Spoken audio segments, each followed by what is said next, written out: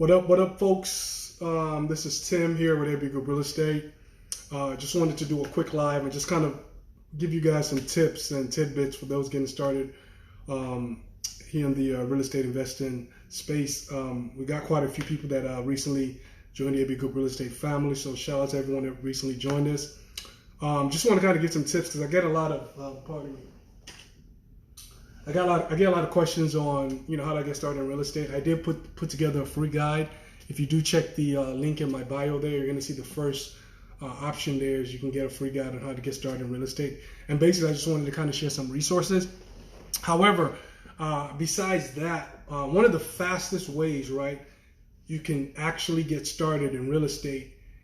There are a number of ways. I'm going to mention three, but I'm going to just drill in on one of them. You can do what's called a REIT, which is a real estate investment trust. That's one way. It's pretty much just operates on the stock market. You just have to understand which of the REITs are invested in which facilities or real estate that most companies might use. So they might be the actual companies that manage or actually own the actual real estate, commercial real estate or industrial warehouses in some cases that the companies like Amazon, FedEx, or whatever might house and actually use, right? So that's one good way is REITs. That's one way. The other way that you guys, if you want to get started in real estate quickly, also the good thing about REITs, they do pay dividends. The other one is what we call a real estate crowdfunding. So what it pretty much means is you have a security that maybe an individual creates or a group of investors. They create a security like an LLC, for example, right? And what they might do is now they'll actually make that LLC or that security, make it public in the sense that they sell it per share, right? So let's say they might sell one share for like $50, right? And give people the ability to buy shares into that LLC. And now within that LLC or that limited liability company, the actual real estate asset or group of assets actually sit within. So that gives them a great opportunity to actually begin to get into real estate. So all you have to do is invest in that LLC or that security by buying a share or a few shares or whatever that minimum investment threshold is, and you'll be able to kind of get started in real estate, beginning to get some value. Some of them might pay some kind of dividends either monthly or quarterly or biannually or actually once a year. One good one that myself and my family are involved in is the Buy the Block project here in Houston. I think it's at 3204 Lyons Avenue. I think Christopher Senegal is his name. You guys can Google him, Christopher Senegal. It's a great project out here in Houston.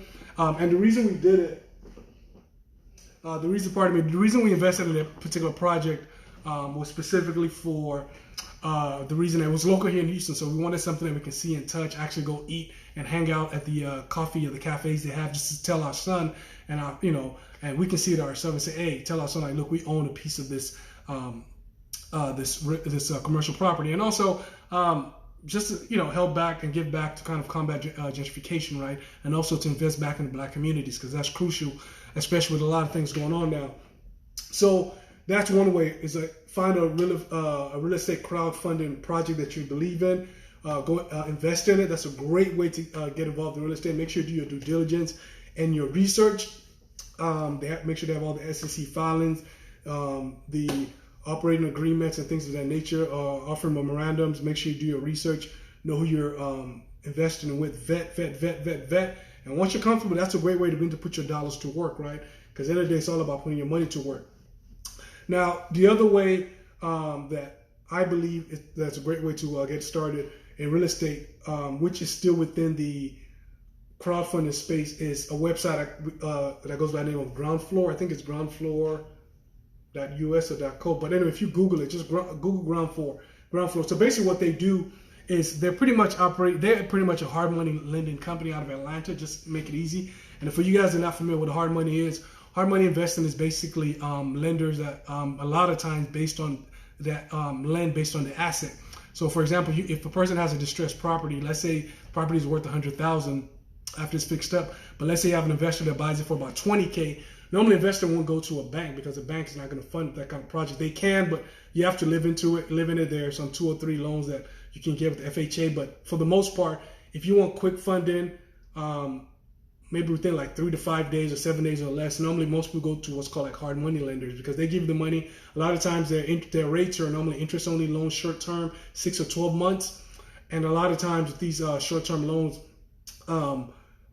the collateral is the asset, so they're only going to borrow. A lot of times, for most asset-based lenders or hard money lenders, they're only going to lend up to about 70% of the value of the asset. So if the asset is 100K, they're going to lend up to about 70,000, right? Just to protect themselves in case that investor defaults, they can go back and foreclose and get that asset back. Now, the way they make these hard money companies make their money is a lot of times is the points, right? They might charge you points, 2-3 points. The point is like a percent. So if it's 3 points, 1 point is $1,000 is 1 point of 100K, and 3 points is 3K. So what you do is with these hard money loans, the good news is you are actually the investor on these projects, right?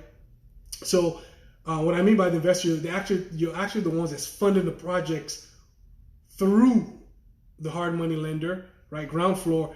And on the back end is the actual investor that's actually out there doing all the work. So the active investor is out there grinding, finding the deals, fixing it up, rehabbing. Whereas you're the passive investor on the other end, that you're coming in, you invest, and I think with ground floor you can invest as little as $10, but you have more control. Let's say you invest $100 and they're paying monthly at 12% for a particular loan or project you want to invest in. Well, in that case, if it's 12% and 12% of $100 is about $12, so that's about 1% a month, $1 a month. So you get about $12 in money when the 12-month period is over, which is annualized, right? I don't think you can find that really in the stock market. It might be hard to find. Also, in the banks, it's pretty much impossible. So it's a great way to get involved in real estate. On the lending side, you become a lender, right? Even Scripture tells us to be lenders and not borrowers, because the borrower is always slave to the lender. So just want to share that with you guys. 3 quick ways to get started in real estate. One, like I mentioned, is REITs, real estate investment trusts. You can normally get those through brokerage firms like Fidelity or TD America. There are a lot of them out there. That's one. The second one is, yeah, my wife and family just got back. The second one is real estate crowdfunding. For example, like I said, Buy the Block project in Houston. And the third one is a company called Ground Floor. It's also a real estate crowdfunding project. So just want to share that with you guys. Like I said, if you want more information on getting started, we have some great stuff in our link. Click the link there. Or if you want the free guide to get started in real estate, feel free to check it out. Again, this is Tim with Every Good Real Estate. You guys stay blessed and talk soon. Peace.